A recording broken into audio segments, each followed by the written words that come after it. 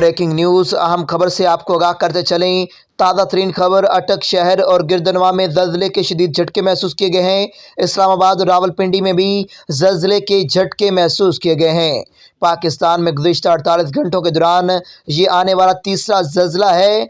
लोग कलमा तैयबा का विर्द करने लगे।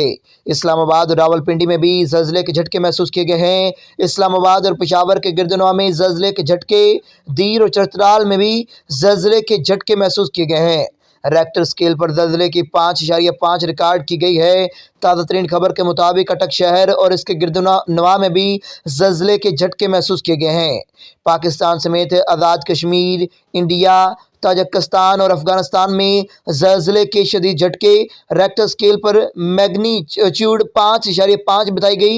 ये ज़लज़ला 7:26 पर हुआ, जिसका मरकज़ चतराल खैबर पख्तूनख्वा है। इस्लामाबाद और पंजाब के मुख्तलिफ इलाकों में ज़लज़ले के झटके रेक्टर स्केल पर ज़लज़ले की शिद्दत 5.5 पैमाइश की गई है। ज़लज़ले की गहराई 199 और मरकज़ी जनूबी अफ़गानिस्तान था।